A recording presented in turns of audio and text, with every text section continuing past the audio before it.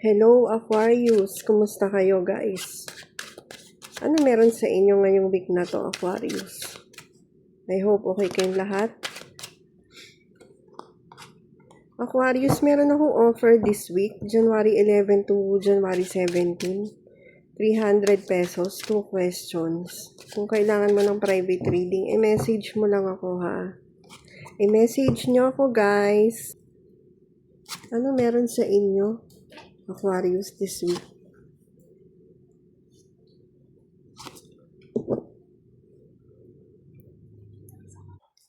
Aquarius, meron kang secret. Yung secret mo connected dito sa person na to. Na naguguluhan yung isip mo dahil dito sa person. Oo. Kasi gusto mo magbigay. Gusto mo mag-offer ng cup sa kanya. At the same time, ganito. So, tinatago mo to as secret. Baka meron kang crush or gustong tao na connected na sa past mo.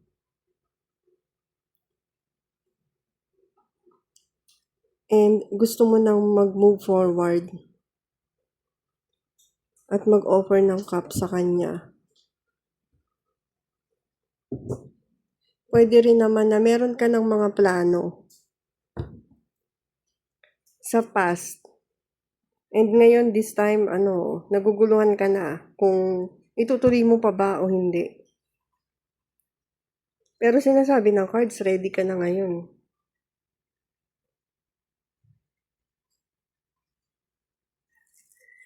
Ano yung challenge sa Aquarius this week?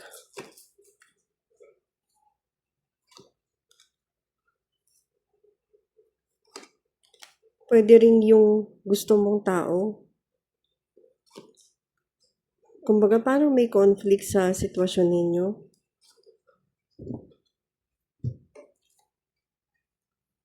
Wow, King of Pentacles and Queen of Coins. Queen of Pentacles.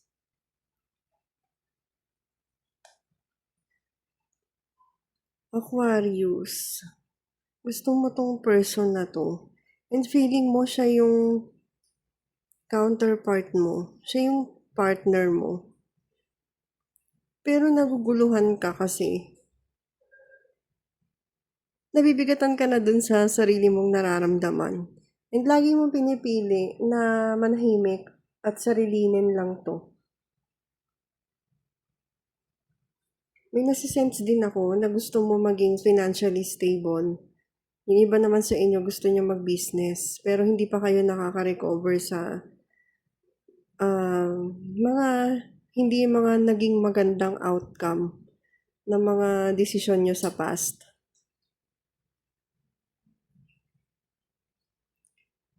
And meron kasing time na nagiging aggressive kayo. So, kailangan maging grounded kayo and yung pagiging aggressive ninyo, nagkukos sa inyo ng problema. Yung iba sa inyo gusto ninyong mapalago ang coins ninyo ang pentacles ninyo. At the same time, gusto niyo maramdaman na you are being loved. Ganun yung nararamdaman ko dito, Aquarius. Longing ka ba sa isang tao?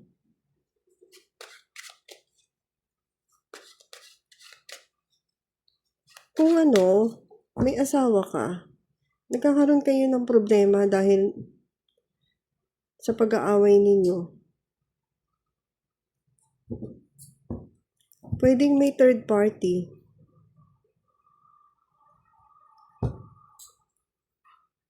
Ano yung advice para sa'yo, Aquarius? Aquarius, ang sinasabi dito, nasisense ko, keep on working on yourself. Be patient sa sarili ninyo. Itong Hierophant, nasisense ko dyan, As long as magiging committed ka sa self mo, ma-achieve mo yung balance.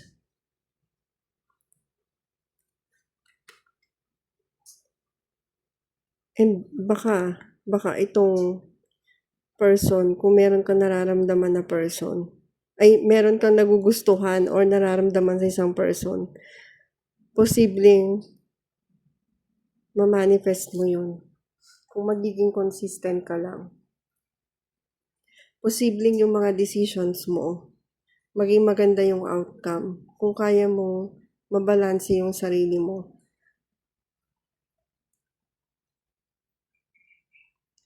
Nasa-sense ko rin sa inyo ang advice. Pagbutihin nyo lang yung pagtatrabaho nyo. And huwag kakalimutan na mag-ipon. Kahit ang nangyayari, pagkuha ninyo ng sweldo ninyo, nauubos din agad lahat. Kahit papano, magtabi ka doon ng kaunti. Kahit kaunti lang, yun yung sinasabi ng cards. Kaya sana makatulong to sa'yo, Aquarius. Maraming salamat.